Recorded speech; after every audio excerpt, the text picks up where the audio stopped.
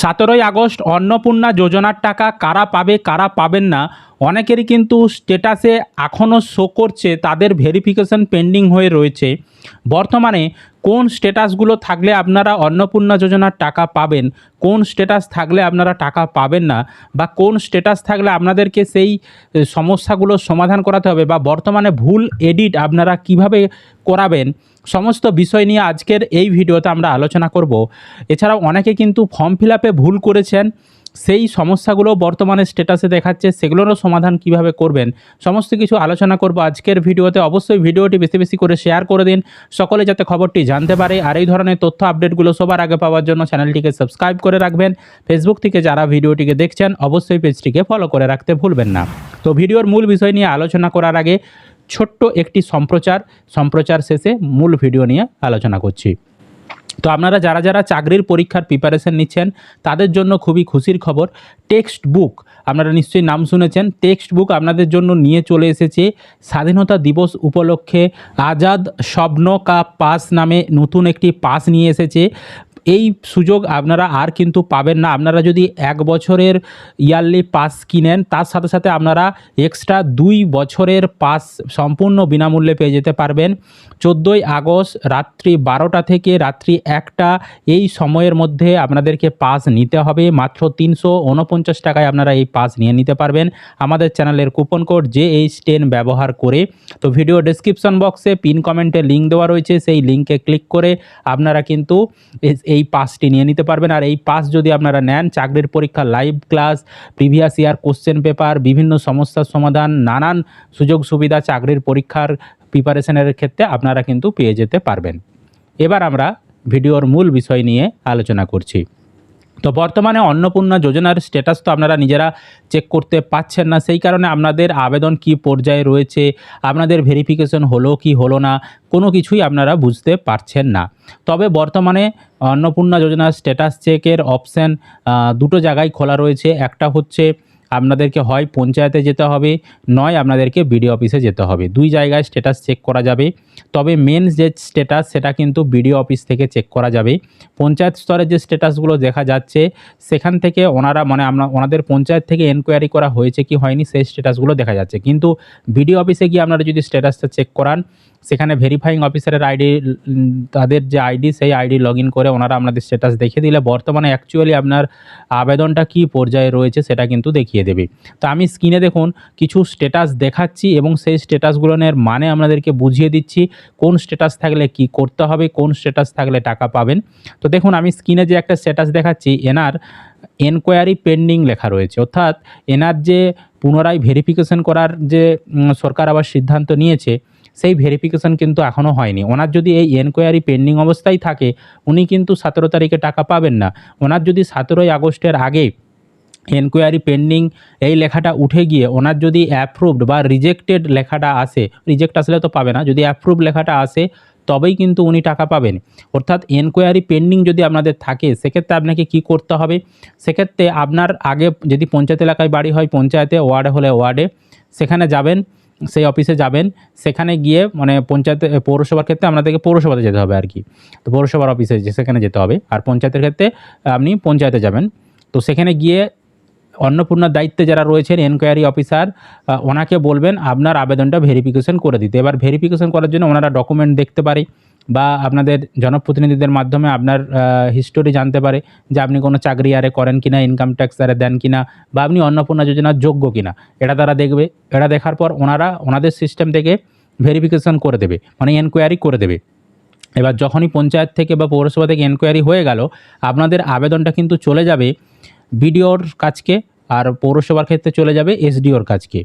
এবার আপনার কাজ হবে বিডিও অফিসে, ওখানে যিনি ভেরিফাইং অফিসার রয়েছেন উনি আবার তথ্যগুলোকে খতিয়ে দেখে উনি ওখান থেকে ভেরিফিকেশন করবে। ভেরিফিকেশন করার পর আপনার আবেদনটা চলে যাবে জেলাতে।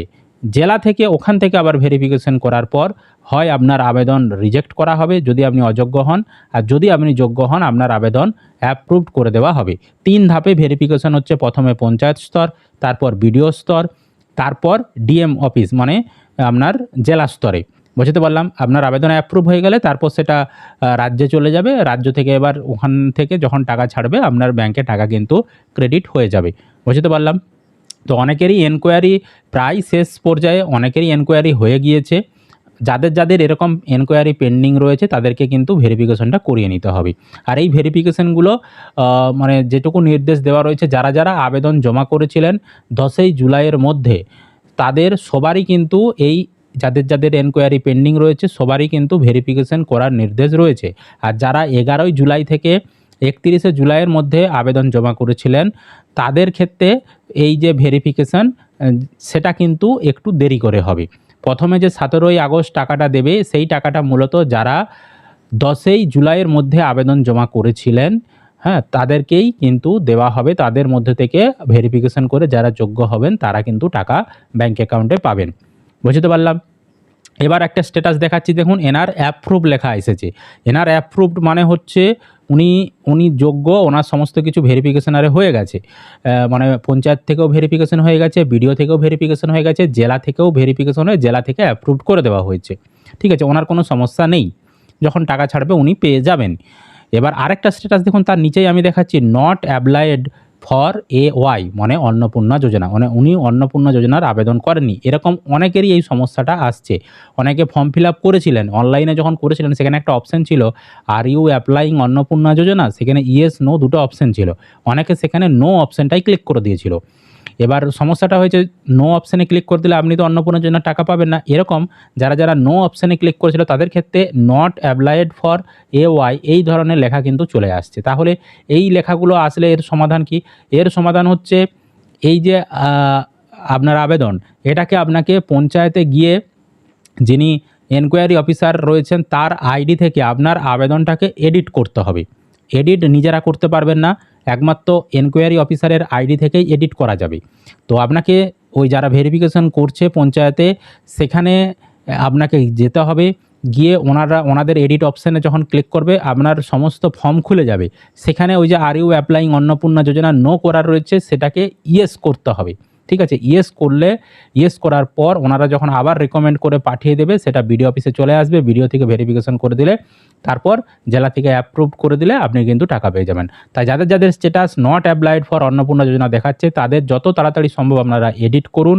এডিট করে আপনারা ইয়েস করুন, তবেই কিন্তু আপনারা টাকা ভেরিফিকেশনের পর পাবেন। নইলে যদি এই নট অ্যাপ্লাইড ফর অন্নপূর্ণা যোজনা লেখা থাকে আপনারা কিন্তু কেউ টাকা ব্যাঙ্ক অ্যাকাউন্টে পাবেন না। বুঝতে পারলাম। এটা হচ্ছে আপনাদের ফর্ম ফিল আপের ভুলের জন্য হয়েছে।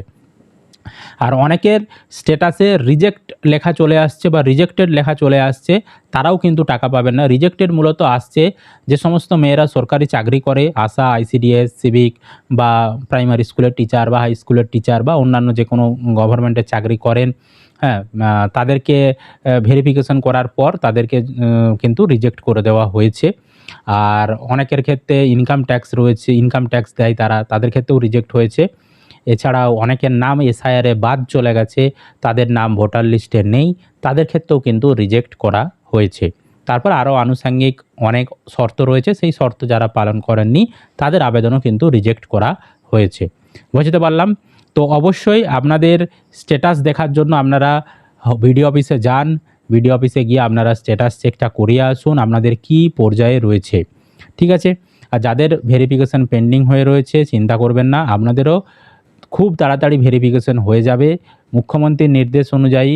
হ্যাঁ, যারা যারা 10ই জুলাইয়ের মধ্যে আবেদন জমা করেছেন সবারই কিন্তু ভেরিফিকেশন কমপ্লিট করতে হবে এবং কারা যোগ্য কারা অযোগ্য সেটা ঝাড়াই বাছাই করে 17ই আগস্ট থেকে টাকা পাঠাতে হবে। বুঝতে পারলাম। আর মুখ্যমন্ত্রী যে শর্ত জানাবে বলেছিল, কারা টাকা পাবে কারা টাকা পাবে না, কি কি শর্ত রয়েছে, 10ই আগস্ট যে সাংবাদিক বৈঠক করার কথা ছিল সেটা কিন্তু করেনি। এখন পর্যন্ত কোনো রকম সরকারি গাইডলাইন আসেনি। ঠিক আছে, পরবর্তী সময়ে যদি আসে সেটাও আমরা আপনাদেরকে জানিয়ে দেব। বুঝতে পারলাম। তো এটাই ছিল আপডেট। আশা করি আপনারা ভিডিওটি বুঝতে পেরেছেন। যদি কোনো প্রশ্ন থাকে ভিডিওর কমেন্টে কমেন্ট করে জানাবেন। ভিডিওটি বেশি বেশি করে শেয়ার করে দিন, সকলে যাতে খবরটি জানতে পারে। আর এই ধরনের তথ্য আপডেটগুলো সবার আগে পাওয়ার জন্য চ্যানেলটিকে সাবস্ক্রাইব করতে ভুলবেন না। আর ফেসবুক থেকে যারা ভিডিওটিকে দেখছেন অবশ্যই পেজটিকে ফলো করে রাখবেন।